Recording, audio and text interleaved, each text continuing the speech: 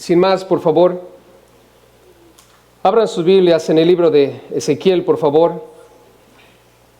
Vamos a estar en el capítulo 16. Ezequiel, capítulo 16. Vamos a leer los primeros 14 versículos. Y vamos a hablar acerca del amor de Dios por Israel.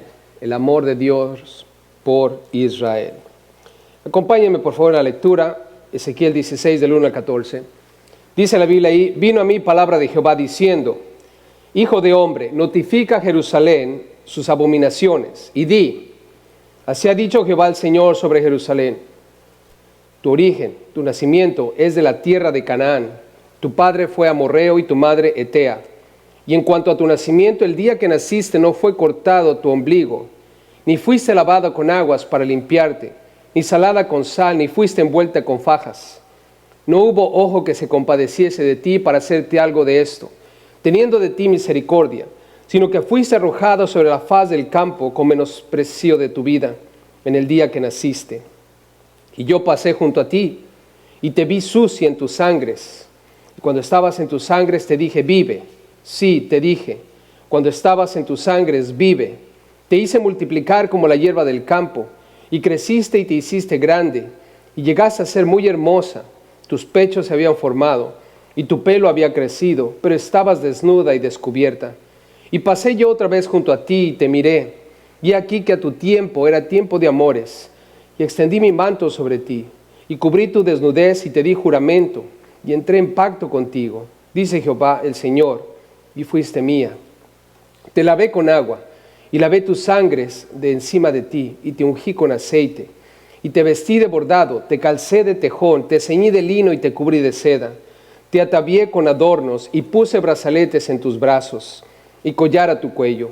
Puse joyas en tu nariz, y zarcillos en tus orejas, y una hermosa diadema en tu cabeza. Así fuiste adornada de oro y de plata, y tu vestido era de lino fino, seda y bordado. Comiste flor de harina, de trigo, miel y aceite, y fuiste hermoseada en extremo. Prosperaste hasta llegar a reinar. Y salió tu renombre entre las naciones a causa de tu hermosura, porque era perfecta, a causa de mi hermosura que yo puse sobre ti, dice Jehová el Señor. El amor de Dios por Israel, hermanos. Quisiera que mientras navegamos por este texto, aprendiéramos algo. Número uno, que Dios ama a Israel incondicionalmente. Y número dos, a través de este pasaje, que nosotros como esposos apreciemos la oportunidad que tenemos de tener una esposa. El estar casados es una bendición. Por lo menos Dios, cuando mira a Israel, la mira como su esposa. Él es el esposo e Israel es la esposa. Nosotros sabemos que como cristianos, como hijos de Dios, ahora somos parte de la familia de Dios. Hemos sido injertados en Israel y somos Israel también. Esto quiere decir que somos también la novia del Señor. Pero hubo un grave problema en este matrimonio. Israel fue infiel. Israel levantó altares, empezó a adorar a otros dioses, y esos dioses les llevaron a sacrificar a sus propios hijos, a cometer inmoralidad sexual y a hacer toda práctica pagana que era inconcebible para un pueblo que Dios había formado. Le fueron infiel. Y lamentablemente muchas veces en el matrimonio la infidelidad viene a causar muchos estragos. Algunos matrimonios sobreviven, otros quedan completamente destruidos. Y en este pasaje nos vamos a dar cuenta cómo es que Dios empieza a hablar con Israel y le dice: ¿qué pasó? ¿Por qué fuiste infiel? Cuando yo te hice hermosa y maravillosa. Y a través de esto también, hermanos casados o solteros que eventualmente van a estar casados, espero en Dios podamos aprender cómo debemos tratar a nuestra esposa. Y para mí fue una jalada de orejas y espero que para ti también lo sea. Porque a veces cuando leemos la Escritura nos damos cuenta que no estamos haciendo nuestro trabajo como debemos. ¿Cuántos varones están de acuerdo conmigo que no hacemos lo que debemos hacer? Me imaginé que iban a ser pocos. Hermanas, ¿cuántas de ustedes consideran que sus esposos no hacen lo que tienen que hacer como maridos? No le tengan miedo, no va a pasar nada. Me imaginé que iban a ser más manos de mujer que de hombre. Los hombres siempre decimos que estamos haciendo todo lo que debemos hacer, pero las mujeres siempre tienen la razón y sabemos que no es verdad. Espero en Dios que podamos aprender. Pero miren, primero vamos a analizar aquí esto. En el versículo 2 quiero que vean qué es lo que el Señor le dice a Ezequiel. En el versículo 2 le dice, hijo de hombre, primero notifica a Jerusalén sus abominaciones. Y el amor de Dios se observa aquí, hermanos, porque está preocupado por ellos. Está preocupado Dios por su mujer, Israel, el pueblo de Dios. ¿Por qué? Porque están cometiendo abominación. Y en pocas palabras, aquí el marido viene con la mujer, la esposa, y le dice, necesitamos hablar. Porque hay una situación que está estropeando nuestra relación. Y esto nos lleva a entender que como esposo necesitamos tener una comunicación. Obvio que aquí Dios le está diciendo, están abominando, están cometiendo abominaciones, han levantado altares, están adorando a otros dioses, haciendo cosas que no deben ser y necesitan arrepentirse. Y cuando hablamos de comunicarnos, en el contexto de los problemas y las situaciones que hay en el matrimonio, aún incluyendo la infidelidad, cosa que puede ocurrir, es compartir y hablar y decir, esto es abominación delante de Dios. Esto no es algo bueno delante de Dios. Lo que está pasando en nuestro matrimonio no es de Dios. La palabra no aprueba lo que está ocurriendo. Y necesitamos hablar sobre esto porque necesitamos arrepentirnos de nuestros pecados y volver una vez más a Dios. Hacer lo que es correcto delante de Dios. Dejar de hacer lo que es incorrecto para llegar a ser personas rectas delante de Dios. Necesitamos hablar, necesitamos conversar. Y un verdadero amor dentro del matrimonio, dentro de una relación, hermanos, siempre lleva a una conversación que está buscando que el matrimonio, que esa relación esté bajo el contexto de lo que Dios quiere para cada uno de nosotros. ¿Estamos de acuerdo que debemos ser maridos de una sola mujer, cristianos? ¿Sí o no? Hey, no se me duerman. Hermana, un codazo allí, un pellizco. Y si se duerme de verdad, una cachetada.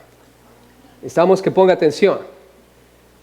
Ahora, es probable que las mujeres también necesiten escuchar esto porque también ocurre, ¿no? ¿Se ha dado que hay mujeres infieles? ¿Se ha dado el caso, hermanos? Claro. Pero eso no es de Dios. Dios le está diciendo a Ezequiel, diles que están cometiendo una abominación delante de mí. Están mal. Y ustedes saben lo que le pasó al pueblo de Israel eventualmente por no arrepentirse. Es necesario que confesemos de manera específica, hermanos, nuestro pecado delante de Dios. No se trata de solo decir, Señor, perdona mis pecados, porque son muchos, hermanos. Estamos específicamente a hablar qué es lo que está pasando, qué es lo que está sucediendo entre nosotros, que está mal delante de Dios, y después pedirle perdón a Dios. Y que Dios nos perdone, que nos levante y que nos ayude a recuperarnos de cualquier pecado que estemos cometiendo y podamos mantener nuestra relación como esposos. Y la idea detrás de esto, Dios quiere que Israel se arrepienta, que Israel deje de hacer lo que está haciendo, porque eventualmente van a llegar al fracaso si Israel no se arrepiente, si continúa en el camino que ha tomado. Para mí, hermanos, es el amor de Dios. Y como cristianos, como esposos, necesitamos entender que el amor se caracteriza de esta manera. Vas a pelear hasta el final para mantener tu matrimonio unido. Amén. Delante del altar decimos hasta que la muerte nos separe. ¿Qué es lo que debe separarnos? ¿Qué es lo que debe separarnos? La muerte. No las situaciones, no los conflictos, no las infidelidades. Debemos luchar. Es verdad que hay momentos en que no va a haber arrepentimiento, no vamos a poder recuperarnos y las cosas van a llegar a un punto definitivo en que va a haber separación. Y las cosas van a salirse fuera de lo que Dios desea. Pero esa raíz de que el ser humano no quiere arrepentirse, hermanos, no es porque Dios no quiera trabajar en nuestras vidas. ¿Se acuerdan cuando Jesús fue confrontado con la idea del matrimonio y el divorcio? ¿Cuál fue la razón que Jesús dio por la cual los esposos se divorcian? ¿Por la dureza de qué? Del corazón. Y en la Biblia en Hebreos, la dureza del corazón es la falta de fe. Cuando uno de los dos llega a un punto en que no cree que las cosas se van a recuperar, pierden la fe, pierden la esperanza, entonces viene lo inconcebible y lo inesperado, y muchas veces algo que duele y que causa mucho sufrimiento. La Biblia, hermanos, aquí nos enseña cómo es que el amor de Dios observa en que Él está preocupado por ellos, pero también observen en la compasión que Dios tiene por ellos. En el versículo 3 al 7, quiero que noten lo siguiente. Dios tuvo compasión de ellos desde el nacimiento de la nación de Israel. Así ha dicho Jehová el Señor sobre Jerusalén. Escucha, versículo 3. Tu origen, tu nacimiento es de la tierra de Canaán. Tu padre fue amorreo y tu madre etea. 4. Y en cuanto a tu nacimiento, el día que naciste no fue cortado tu ombligo. Nota, ¿no fue cortado tu qué? Tu ombligo. No fuiste lavada con aguas para limpiarte, ni salada con sal, ni fuiste envuelta con fajas. Ustedes que han visto a sus hijos nacer, es un asunto muy sangriento, ¿verdad? Y sale así, ¿no? Y sale el cordón umbilical y todo ese rollo, y la sangre, y la baba, y todo lo que quieras y mandes. Y te dan ganas de desmayarte, ¿no? Pero las madres siempre dicen, mira qué hermoso hijo, y lo ves tú y dices, salió todo defectuoso, salió con la cabeza como cono, ¿no? ¿Se acuerdan de eso, no? ¿Sí se acuerdan, no? Los que han visto a sus hijos nacer. Pero imagínate lo que está diciendo Dios. Cuando tú naciste, le dice Israel, nadie se acercó para cortarte el ombligo, para limpiarte, para salarte, ni para envolverte con fajas. Nadie, cuando tú naciste, nadie estuvo allí. Nadie, absolutamente nadie estuvo allí. Nota el versículo 5, no hubo ojo que se compadeciese de ti para hacerte algo de esto, teniendo de ti misericordia, sino que fuiste arrojada sobre la faz del campo, con menosprecio de tu vida en el día que naciste. En otras palabras, a nadie le importó que Israel haya nacido. Pero Dios, ¿qué es lo que notamos en Dios, hermanos? La Biblia dice en Salmo 103, como el Padre se compadece de los hijos, se compadece Jehová de los que le temen, porque Él conoce nuestra condición, se acuerda de que somos polvo. Y nosotros necesitamos entender algo de Dios, hermanos, que Dios es un Dios de compasión. Y cuando nosotros como esposos estamos pasando por situaciones difíciles, el amor se caracteriza, hermanos, por la compasión. Por la compasión. Somos polvo, hermanos. Tenemos una naturaleza pecaminosa. Y todos nosotros tenemos la capacidad de pecar contra Dios y pecar contra nuestro cónyuge y pecar contra nuestro prójimo. ¿Estamos de acuerdo, familia? Todos tenemos la capacidad, porque tenemos una naturaleza pecaminosa. Y dentro del contexto de lo que está pasando, es verdad que Israel ha sido infiel. No es cuestionable eso, es una verdad.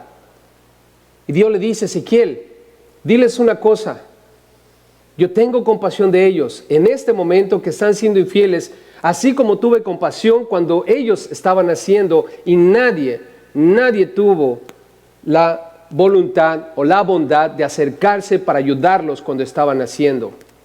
Y yo estuve ahí. Dios, hermanos, Dios los hizo crecer. Y dentro del matrimonio, familia, de una u otra manera, nosotros vamos a crecer juntos. Yo no sé a qué edad te casaste, pero yo me casé muy joven. Y al final del día voy a pasar más tiempo con mi esposa que con mis padres. Estoy seguro que a algunos de ustedes le pasó lo mismo.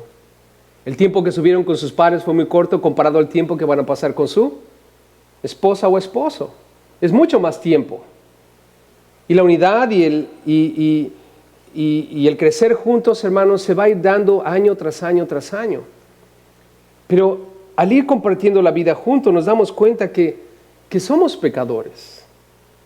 Y que a pesar del amor que profesamos tenernos y de todo lo que anhelábamos hacer juntos y el romance y todo lo que quieran y manden, eventualmente las situaciones van a ocurrir, hermanos, los problemas van a venir. Y entonces es cuando tenemos que echar mano de algo que la Biblia llama compasión. Mira lo que dice el versículo 6. Y yo pasé junto a ti. Nota, Dios dice, yo pasé junto a ti. ¿Cómo la vio, hermanos? Te vi sucia en tus sangres. Cuando estabas en tus sangres te dije, vive. ¿Qué le dijo el Señor, hermanos? Vive. Piensa por un momento cuando la mujer que fue atrapada en adulterio estaba enfrente de Jesús. ¿Cómo te imaginas tú que vio Jesús a esa mujer?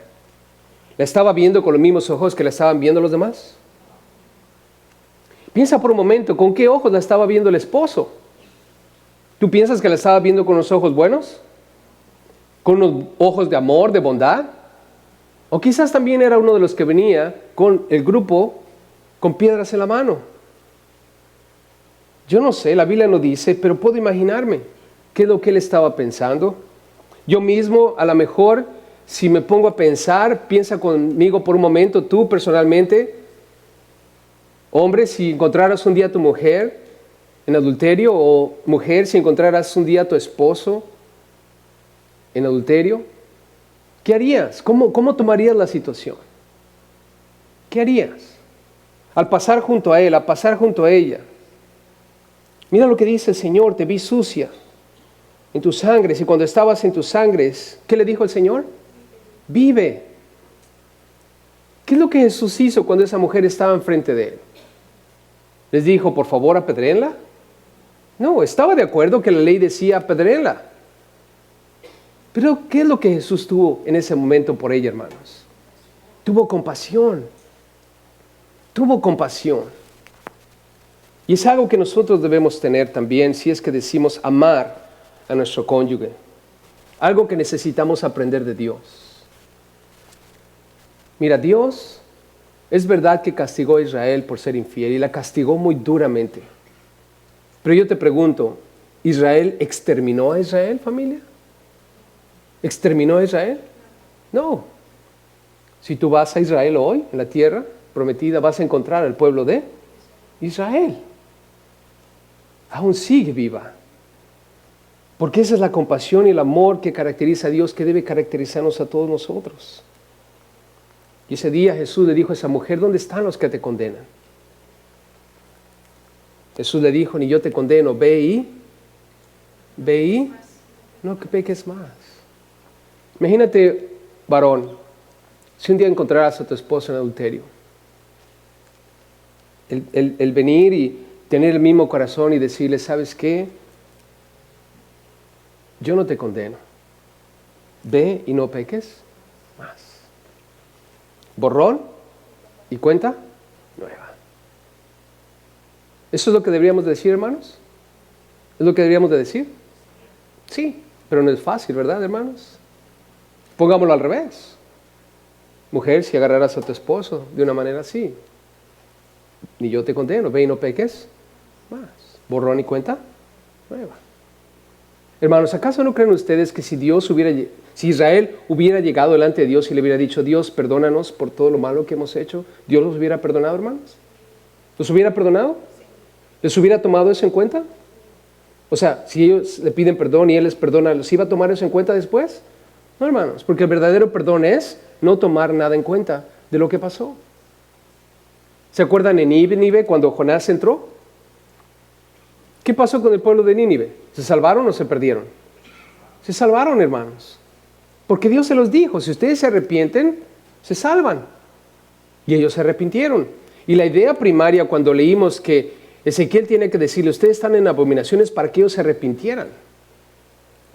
Y obvio, estamos hablando de una persona que ha pecado contra Dios, que ha sido atrapada en el asunto y está haciendo algo al respecto, se ha arrepentido con todo su corazón y le está pidiendo perdón a Dios y se está poniendo a cuentas con Dios. Y nosotros sabemos que la sangre de Cristo nos limpia de cuánto pecado, hermanos, de todo pecado. Y si la sangre de Cristo limpia un verdadero arrepentimiento, un pecado que ha sido cometido, ¿quiénes somos nosotros para no perdonar a esa persona? Yo te pregunto, ¿quiénes somos nosotros? ¿Somos más que Dios, hermanos? Ahora es verdad que hay personas que no se arrepienten verdaderamente. Es verdad. El pueblo de Israel nunca se arrepintió. Aun cuando dijeron, están arrepentidos. Pero hermanos, ¿podemos engañar a Dios? No. A Dios no lo podemos engañar, hermanos. Pero lo que nosotros tenemos que hacer es tener compasión de aquellos que han pecado contra Dios. Especialmente aquellos con quienes estamos casados. Nota lo que dice el versículo 7. La compasión de Dios sobre ellos. Versículo 7, te hice multiplicar Te hice multiplicar como la hierba del campo y creciste y te hiciste grande y llegaste a ser muy hermosa. La Nueva Versión Internacional dice, creciste y te hiciste mujer. Y aquí es un poquito intenso lo que vamos a leer porque habla de una mujer. Dios literalmente está pensando en una mujer que ha nacido y que está creciendo. Y dice, llegaste a ser muy hermosa, como dice la Nueva Versión Internacional, creciste y te hiciste mujer. Tus pechos se habían formado y tu pelo había crecido, pero estabas desnuda y descubierta. O sea, el Señor nos está dando aquí la idea de una mujer que está ya en posición de casarse. Es una mujer, hermanos, que indudablemente ha llegado a una edad madura y es hermosa. Y el Señor, a través de esta ilustración, nos va a mostrar, hermanos, lo que sigue, lo que nosotros que estamos casados experimentamos cuando vemos a una mujer que ha crecido y que está lista para casarse. ¿Qué es lo que tenemos que hacer? Tenemos que hacer un pacto con ella si queremos vivir con ella. Y ese pacto, hermanos, es un pacto sagrado delante de Dios. El versículo 7 aquí claramente habla de una mujer, hermanos, que ha crecido, está bien formada y lista para contraer matrimonio. Y la Biblia dice que Dios la miró de esa manera ahora. Como cuando tú y yo miramos por primera vez a nuestra esposa, que ahora es nuestra esposa. La vimos, toda una mujer lista para contraer matrimonio.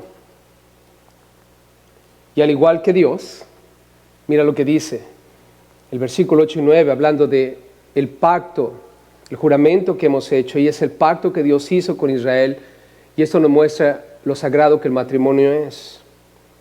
Y pasé yo otra vez junto a ti. Nota, pasé otra vez. La primera vez cuando pasó era una niña que estaba naciendo, que estaba formándose. Pero ahora que pasa otra vez, ¿cómo la mira? Como toda una mujer. ¿Y qué hice? ¿Qué hizo el Señor? Pasé otra vez junto a ti y te miré. Le echó los ojos y después le echó los perros. La miró. ¿Acaso no así comenzó el amor entre nosotros, hermanos? ¿Alguien cree en el amor a primera vista? ¿Alguien aquí? ¿Alguien lo experimentó? ¿La viste y dijiste, esa es? Es probable. Pero todo comienza en los ojos, lo que ves. Pero no es el fin, hermanos. Y nosotros que somos adultos ya y que estamos casados, debemos enseñar a los jóvenes lo propio que es el matrimonio y cómo es que funciona. Eventualmente las mujeres van a crecer y van a formarse como mujeres listas para el matrimonio, y los varones también. Y el primer contacto entre ellos va a ser a través de los ojos. El atractivo, el atraerse uno al otro. Y ahí comienza todo, pero no es el fin. Porque ustedes y yo sabemos que como nos vemos ahora, los que ya estamos viejos, no era como nos veíamos antes, ¿no es cierto? Estaba yo con un pastor, acabamos de viajar a un lugar y estábamos hablando acerca de nuestra juventud cuando éramos 15, 16, 17, donde crecimos, etc. Y me enseñó una foto de él cuando era joven, estaba en la preparatoria, en la high school, ¿no? Y lo vi y dije, caray, le digo, todo un actor de Hollywood. Es rubio, pelo chino y ojos azules, ¿no? Y lo veo en la foto y lo veo ahora a él. Dije, ¿qué pasó, hermano? ¿Qué pasó? Porque ya no está flaquito y musculoso, ¿verdad? Y me dice, tú sabes. Y le digo, bueno, yo no te voy a enseñar la mía porque también te vas a reír. Pero lo que yo vi en aquel momento, lo que mi esposa vio en aquel momento, ahora no es lo mismo. ¿Verdad que sí, hermanos? Y lo que va a ver 10 años después y 20 años después, no va a ser lo mismo. ¿No es cierto? Y no debemos fundar nuestro matrimonio en lo que vemos. Porque lo que vemos, eventualmente, va a cambiar completamente. Y el Señor dice, te vi. Nota en el versículo 8. Y aquí que tu tiempo era tiempo de amores. O sea, ya había corazoncitos volando por tu cabeza. Y yo también. Y ahí fue cuando extendí mi manto sobre ti. ¿Qué hizo el Señor, hermanos? Extendió su manto sobre ella y cubrí tu desnudez. O sea, recuerden que ella estaba desnuda y desprotegida. ¿Se acuerdan? Te vi desnuda y desprotegida. Hermanos, el matrimonio tiene como función protección, seguridad. Algo que debe caracterizar nuestro matrimonio y algo que Dios te va a dar, algo que le dio a Israel es seguridad y protección. ¿Acaso no los protegió, hermanos, todo el tiempo que estuvieron en el desierto? Cuando tuvieron que pelear contra sus enemigos, ¿no peleó Dios sus batallas por ellos? Dios les dio una nube para que se pudieran proteger del sol durante el día y una antorcha o luminar de fuego grandísima para que en la noche pudieran calentarse. El matrimonio, hermanos, es seguridad y protección. Y debemos entender eso. El Señor extendió su manto sobre ella. Fue lo mismo que Boaz hizo con Ruth. Si ustedes leen la historia de Ruth, se van a dar cuenta que él hace exactamente lo mismo. Era una costumbre cuando dos personas se casaban, se protegían con el manto. Y en otras palabras, también tiene que ver con el dormir juntos, y ustedes saben lo demás, tener bebés, etcétera, etcétera. Pero Dios amó a Israel, hermanos. Pero ahora miren lo importante de esto. Versículo 8 al final dice, y te di juramento y entré en pacto contigo. ¿Qué hizo, hermanos? Te di juramento y entré en pacto contigo, dice Jehová el Señor. Y esa es la clave del matrimonio, hermanos. Algo que necesitamos entender. No es el pastel de bodas, no es la fiesta, hermanos, no es el lugar donde fuimos de luna de miel. El matrimonio, hermanos, lo sagrado está en el juramento, en el pacto. Y si tú vas a través de la Biblia, una de las cosas que caracteriza al Señor, a Dios, es pactos. Ha hecho pactos con todos desde el principio hasta el final. Ha hecho un pacto contigo, ha hecho un pacto conmigo. Hizo un pacto con Noé, con Abraham, con etcétera, David, todos los hombres de Dios que puedas leer, te vas a dar cuenta que siempre hay un pacto.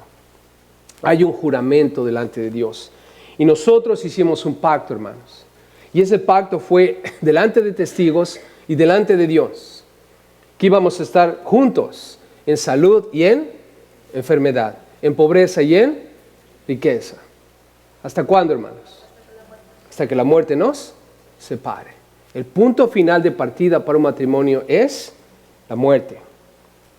Y si todo el mundo entendiera eso, si todos nosotros entendiéramos que el juramento que hemos hecho de Dios es tan sagrado como Dios mismo, hermanos, no habría tantos divorcios. Si tuviéramos la capacidad de comunicarnos cuando estamos pecando contra Dios, en base a lo que la palabra de Dios, como lo está haciendo Dios al decirle a Ezequiel, diles que han cometido abominación contra mí, y pudiéramos entender que hemos pecado contra Dios y arrepentirnos de lo que estamos haciendo para poder vivir nuestra vida juntos, no por lo que estamos viendo, no por la seguridad que tenemos dentro del matrimonio, sino porque le hicimos un juramento a Dios, hermanos. ¿Acaso no fue delante de Dios el juramento que hicimos? ¿Ustedes piensan que levantar la mano es algo ligero? Un día estaba con unos primos y me estaban preguntando que si yo tuviera que pelear del lado de Estados Unidos y del lado de México, si hubiera una guerra entre México y Estados Unidos. Y le dije, esa está fácil. ¿De qué lado piensan que ustedes que yo pelearía? ¿Del lado de Estados Unidos? Número uno, tiene mejores armas. No. ¿Saben la razón principal por la cual yo pelearía del lado de México? De Estados Unidos, perdón. ¿Saben por qué? Porque yo levanté mi mano. ¿Estás conmigo? Ahora quiero que me entiendan, por favor. Ustedes que son ciudadanos americanos ahora, que vienen de otro país. Yo nací en México. ¿Qué es lo que hacemos cuando levantamos nuestra mano? Estamos prometiendo ¿qué, hermanos? Ahora, ¿por qué estamos haciendo ese juramento? ¿Solo porque queríamos la mica para ir a México? ¿Ir a ver los compas que se quedaron allá? ¿O a mis padres que están allá? ¿O a mis hermanos? ¿Lo hicimos por eso, hermanos? ¿Por qué lo hicimos? Hermanos, eso es tan sagrado como cualquier otra cosa que tú puedas hacer cuando haces un juramento delante de Dios. ¿Estás conmigo? No debemos tomarlo a la ligera, hermanos. Y sin embargo el ser humano ha quebrantado pactos y pactos y pactos, juramento tras juramento, porque llegan a tomarlo a la ligera, cuando para Dios, hermanos, es súper importante. En Eclesiastés 5:5, escucha lo que dice Dios, Eclesiastés 5:5, mejor es que no prometas, y no que prometas y no cumplas. En otras palabras, mejor es que no jures nada, porque si no, estás en problemas. Ahora, ¿por qué un matrimonio debe sostenerse hasta el final, pase lo que pase? Porque hemos hecho un ¿qué, hermanos? Un juramento. Ahora, ¿va a ser posible en todos los casos? No, hermanos. En algunos casos va a ser imposible. Porque uno de los cónyuges se va a aferrar a pecar contra Dios, que al final del día ni el juramento le va a importar. Ahora, de los dos, ¿quién va a estar en problemas, hermano? ¿El que está faltando al juramento o el que sigue luchando y tratando de salvar lo que Dios le ha puesto en sus manos? El que se atreve a romper el ¿qué? El juramento. Hermanos, ¿vamos a jugar con Dios? No. Con Dios no se juega, hermanos. El matrimonio es un juramento que has hecho a otra persona y es importante delante de Dios. Dios dice aquí, ¿sabes qué? Yo te miré, sí, extendí mi manto sobre ti, pero lo más importante es que hice un juramento. Y este juramento es mío, dice el Señor. Ahora, ¿qué es lo que pasó después de que hizo el juramento Dios? Mira lo que dice el versículo 8 al final. ¿Y fuiste qué? Mía. Una vez que haces el juramento, ahora sí, vámonos a la luna de miel. Ya eres mía. Ya eres mío. Versículo 9. Versículo 9, por favor, nota lo que dice. Te lavé con agua y lavé tus sangres de encima de ti, te ungí con aceite. Dios, ¿recuerdan? La vio nacer, nadie le cortó el cordón umbilical, nadie la lavó de su sangre, pero ¿qué está haciendo ahora el Señor? La está lavando. Y lavé tu sangre de encima de ti, te ungí con aceite, nota, te ungí con aceite.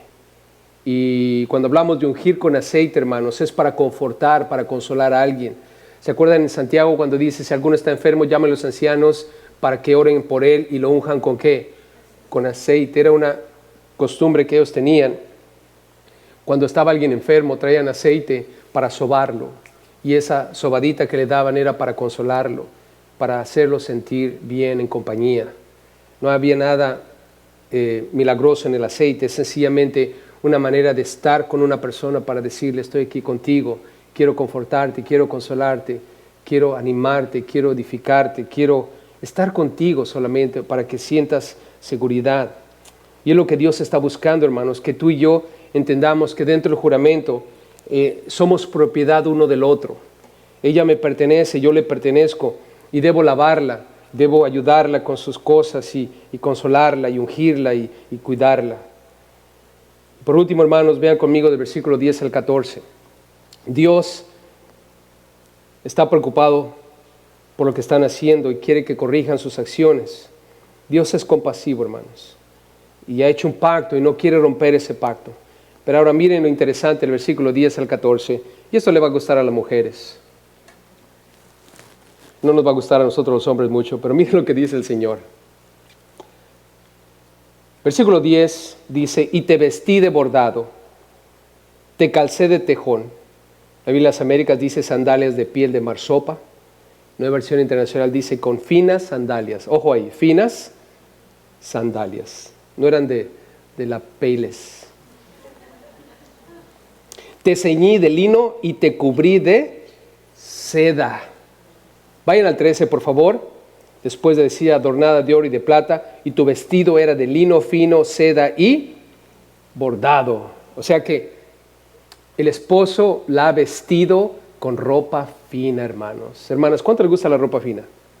Hermanas, ¿les gusta la ropa fina? ¿O les gusta la de Grass Shell, de la Goodwills? Dios la ha vestido con los mejores vestidos. Yo le estaba preguntando, Dios, ¿estás en serio? ¿Quieres que yo gaste en vestidos caros para ella? Todavía no me contesta. Lo que yo también dije. No queda ahí nada más, hermanos. Mira lo que hace. No solo la viste finamente, sino también la adorna costosamente. Versículo 11, nota, dice, te atavié con adornos y puse brazaletes en tus brazos y collar a tu cuello. 12, puse joyas en tu nariz. Así que sí se vale, hermanas, traer aretes en la nariz. Además, no se la pongan en medio, porque en mi rancho a los toros se la poníamos en medio. Y zarcillos en tus orejas, son aretes, y una hermosa diadema en tu cabeza. Nota 13, así fuiste adornada de oro y de plata, no eran de plástico made in China. Y también le pregunté, Señor, ¿quieres que yo le compre joyas de oro y plata? Todavía no me contesta. Ahora, yo solo les doy la sugerencia, hermanos. Creo que si siguiéramos esto, viviremos un poquito más felices. Si tengo que invertir en las llantas del carro y en un vestido más bonito para mi esposa y en algún asunto de oro, ¿qué haríamos, varones? Las llantas. No, un vestido, ¿no? Un vestido. Y ahora, ¿cuántos de ustedes ya se dan cuenta que cuando le traemos alguna joya a nuestras esposas se enamoran más? ¿Sí se dan cuenta de eso? ¿No? Vean el versículo 13. Otra cosa interesante que hizo Dios, no solo la vistió finamente, no solo la adornó costosamente, pero vean lo que dice el versículo 13. Después de decir que la vistió de lino fino, seda y bordado, dice el 13, comiste flor de harina, de trigo, miel y aceite. Quiere decir que la alimentó saludablemente. Yo dije, ajá, entonces si ella anda en dietas y que quiere verse bien, pues gloria a Dios. ¿Va a salir más cara la comida? Pues no importa, comamos orgánico. Porque quiere comer saludablemente. La flor de harina, el trigo, la miel y el aceite, hermanos, en esos entonces era algo costoso y era algo saludable. Pero nota además de eso, versículo 13, la hermoseó excepcionalmente. Al final del versículo 13 dice, y fuiste hermoseada ¿en qué, hermanos? En extremo. Yo no sé cómo Dios nos indica a nosotros hacer esto literalmente, ¿no? Si tuviéramos que hacerlo. Comprar un vestido caro, pues sé cómo hacer eso. Joyas de oro y plata, sé cómo hacer eso. Darle de comer bien, sé cómo hacerlo. Pero hermosearla, no sé cómo hacer eso. A lo mejor quiere decir que comprarle make-up y todas esas cosas, ¿no? ¿Será eso, no? ¿Cirugía plástica? No. Pero noten, el Señor le dice, fuiste hermoseada en extremo. Pero noten el 14, al final dice, a causa de mi hermosura que yo puse sobre ti. ¿Están conmigo ahí en el 14 al final? A causa de mi hermosura, nota, mi hermosura que yo puse sobre ti. Quizás lo que la Biblia está diciendo, hermanos, de una manera práctica para nosotros, es poner la hermosura de Dios en ellas. Porque en realidad cuando tú lees la Biblia dice, mujeres, no estén tanto preocupadas en los peinados ostentosos y que esto y aquello, sino que la belleza de usted sea la que, hermanos, la del interior. Entonces, si tuviera que pensar de una manera práctica, claro, le compro un vestido caro, un anillito de oro, de plata, buena comida, pero quizás tiene que ver con el ser un maestro para ella de la palabra de Dios, en donde yo puedo enseñarle los preceptos de Dios, las cosas que Dios tiene para ella, lo que Dios desea para ella, las promesas que Él tiene para ella, para que ella venga a ser hermosa en su interior. Y por último, versículo 14, en la primera frase dice, y salió tu renombre entre las naciones. Nota, salió tu renombre entre las naciones a causa de tu hermosura, porque era ¿qué? Perfecta. En otras palabras, la exaltó extensamente. Su fama se hizo grande entre las naciones. ¿Por qué, hermanos? Porque Dios estaba con ella. Y Dios, en otras palabras, le está diciendo a Israel, quiero decirte una cosa, yo te amo. Y quizás, hermanos, necesitamos tomar esto en consideración y obedecer a Dios, amar a nuestras esposas como Dios manda y decirle, Dios me ha enseñado algo aquí en su palabra y es que debemos mostrarnos amor uno al otro. Y mi amor para ti es de esta manera. Estoy preocupado por ti y deseo que espiritualmente estés bien delante de Dios. Que no haya ninguna práctica de pecado delante de Dios que pueda estropear tu vida y nuestra relación. Mi amor por ti va hasta el punto en que yo tengo compasión por ti como Dios tiene compasión por mí. No importa qué tú puedas hacer delante de Dios, siempre y cuando tú te arrepientas y busques el perdón de Dios y muestres fruto de arrepentimiento, yo siempre voy a tener compasión de ¿quién? De ti. ¿Por qué? Porque Dios ha tenido compasión de mí. Te amo y entiendo que el juramento que hicimos delante de Dios cuando nos casamos, de estar unidos hasta que la muerte nos separe, es y debe ser el fundamento que me va a ayudar a mí a sostenerme cuando estemos en las altas y en las bajas. Cuando haya problemas, cuando haya dificultades, cuando aún piense que las cosas están en mi contra, siempre voy a recordar que hice un juramento delante de Dios de estar contigo hasta que la muerte nos separe. Por último, mi amor por ti se muestra de esta manera y quiero, en lo mejor de mi habilidad, que Dios me ayude a cuidarte siempre. Que puedas siempre estar vestida, que puedas siempre estar adornada, que puedas siempre tener el alimento necesario, la hermosura que debe caracterizarte y exaltarte en lo que yo pueda, para que todo el mundo pueda entender que estoy haciendo el trabajo que Dios me mandó a hacer, en lo mejor de mi habilidad y con todas mis fuerzas. Amén, hermanos. Que podamos decir eso un día y que podamos apreciar la tremenda bendición que es estar casados. Sé, hermanos, sé que el matrimonio nunca va a ser algo perfecto. Y sé que en algunos casos el matrimonio va a terminar en divorcio. Y hay muchas razones por las cuales los matrimonios se divorcian que son válidas delante de Dios. Cualquier cosa, quiero que entiendas una cosa. Dios te ama y Dios tiene lo mejor para ti. Y si tu matrimonio aquí en la tierra se disuelve un día, quiero decirte una cosa y que entiendas esto con todo tu corazón. Que tu matrimonio en el cielo nunca se va a disolver, nunca se va a arruinar, nunca se va a estropear, porque Dios te ama con todo su corazón. Y todo lo que hemos leído aquí, un día va a ser real en tu vida. Él te va a vestir, Él te va a adornar, Él te va a alimentar, Él te va a hermosear y te va a exaltar cuando estés en la presencia de Dios. Cuando seas su amada, cuando seas su esposa, cuando seas su novia. Y esto es para todos nosotros, hermanos, porque somos la novia de Cristo Jesús. ¿Verdad que sí, familia? Y en el cielo solamente hay un matrimonio. Es el matrimonio de Jesús con el nuestro, su iglesia. Así es que, si las cosas aquí en la tierra no salen bien para ti en el matrimonio, no te preocupes. Hay un matrimonio mucho mejor que el que tú tienes aquí en la tierra, y es el matrimonio entre tú y Cristo Jesús. La Biblia dice que en el cielo no hay más llanto, ni más tristeza, ni más dolor. Va a ser el matrimonio perfecto. Mientras tanto, aquí en la tierra, busquemos, en lo mejor de nuestra habilidad, ser felices hasta que Cristo venga por nosotros.